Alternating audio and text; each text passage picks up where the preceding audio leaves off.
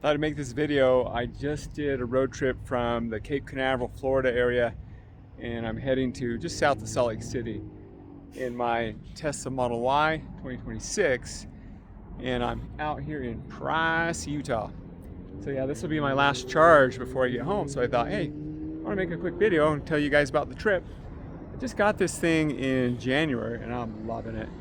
I was the kind of guy that was like, dude, I cannot drive an electric car, a Tesla. Are you gonna have to charge it all the time? Am I gonna run out of battery? Am I gonna oh my gosh, But I had a couple buddies that had them, and then one of my neighbors, we drove with them several times with the self-driving. Drove to Orlando one day, and I was hooked. So I got one. So I wanted to do a cross-country trip, and I had a great time. This thing self-drove itself the entire way. I only had a couple incidences where I had to completely take it out of self-driving to save an incident. And it wouldn't have been that much of an incident. One time going into Houston to go visit a friend, just about to his house, and I was going through an intersection. The light was green, and then the opposite way there was a fire truck just with its lights blaring going, and that Tesla wanted to stop right in the middle of the intersection. It just started a hard brake.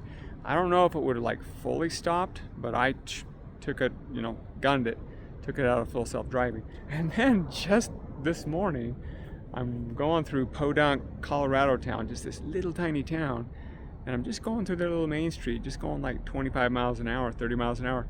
And their little side streets, all their stop signs were messed up. They were kind of twisted a little bit. So that all of a sudden I'm going, no one's around, and the Tesla just goes bam and stops me. It thinks there was a stop sign, but the stop sign, it wasn't really a stop sign, it was just the street that was this way that had a stop sign, but it was turned. And that was surprising. Those are the only two incidences I have. The only thing that I ever had with the full self-driving was I learned I had to toggle between standard, chill, and hurry sometimes. So if I wanted to make sure I pass somebody, I pop it over to hurry, pass them, or standard. And then sometimes I would just pop it down to chill because I didn't want to pass people. I just wanted to kind of stay where it is. So I kind of learned that toggling through those three modes kind of got me to where I wanted to go. A few times I just do the blinker to move lanes a few times. But besides that sucker self-drove the whole time. The whole time I went, only one time did it ask me to look at the screen. I was looking at the screen a bunch, and then told me to pay attention.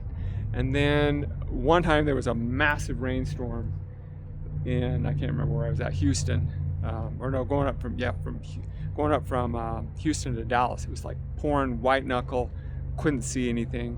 And I kept it in full self-driving for as long as I could. I'd done that before on a trip to Miami once, and it did pretty good, but eventually it got to the point where I took it out, put the hazards on, going 25 miles an hour just like everybody else.